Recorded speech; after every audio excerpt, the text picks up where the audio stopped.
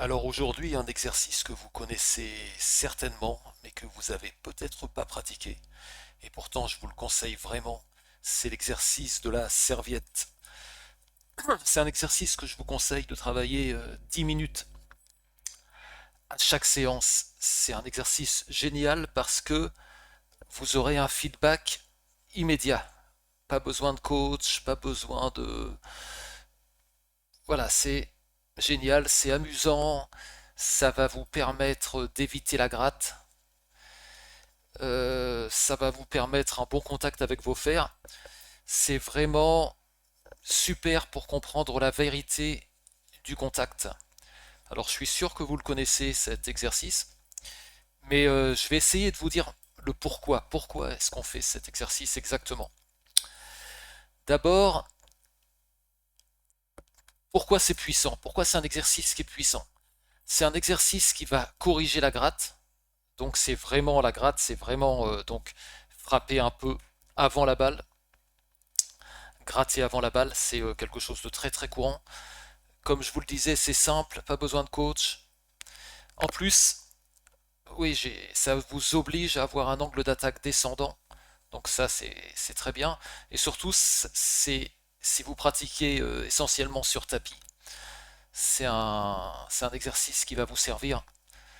Moi, je vous dis, je vous le conseille de le faire 10 minutes par jour, 10 minutes avant chaque entraînement. Ça peut paraître beaucoup, mais voilà, c'est un exercice, il mérite ça. Pourquoi on rate le contact? Alors, encore une fois, parce qu'il y a beaucoup de joueurs qui pensent qu'il faut soulever la balle. C'est vraiment la raison du fait que l'on manque les contacts. Mais c'est faux, bien sûr. Il faut faire, quand on frappe un fer, il faut faire balle, puis sol. C'est-à-dire que le point bas, donc le bas du swing, le point bas, il doit être après la balle.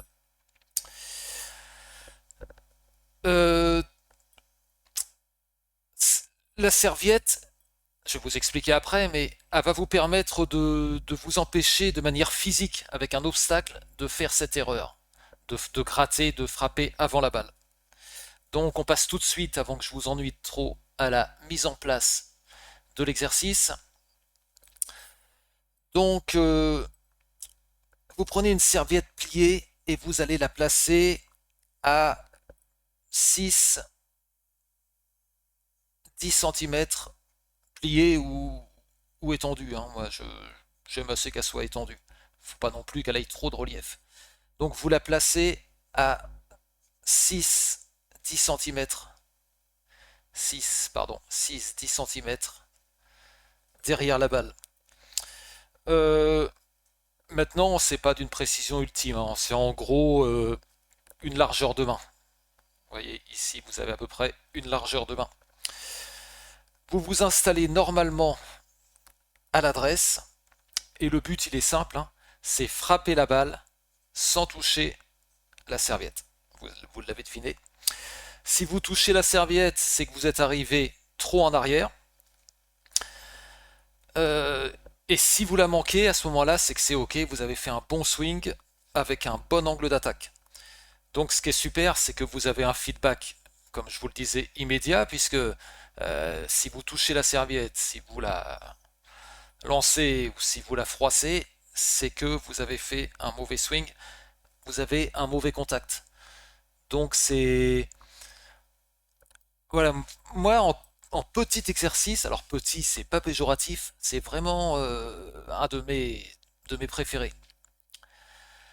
Donc ben pour en voilà, travaillez-le 10 minutes avant chaque séance. Ça c'est mon conseil. Et vous verrez que votre contact balle-sol, ça va s'améliorer de façon spectaculaire. Ça va être... voilà, vous m'en direz des nouvelles. D'ailleurs, dites-les moi en commentaire. Euh, Oubliez pas d'aller télécharger mon guide sur ma passion, c'est-à-dire sur le souffle, sur la respiration. Il sera en lien épinglé, c'est gratuit, ça arrive chez vous. C'est pareil, vous me dites ce que vous en pensez, quel exercice vous avez essayé. Je pense que ça sera vraiment utile. Et puis, eh ben, abonnez-vous si c'est pas fait, likez, et puis à bientôt pour une vidéo peut-être un peu plus longue. Celle-ci était assez courte, mais je pense utile. À bientôt.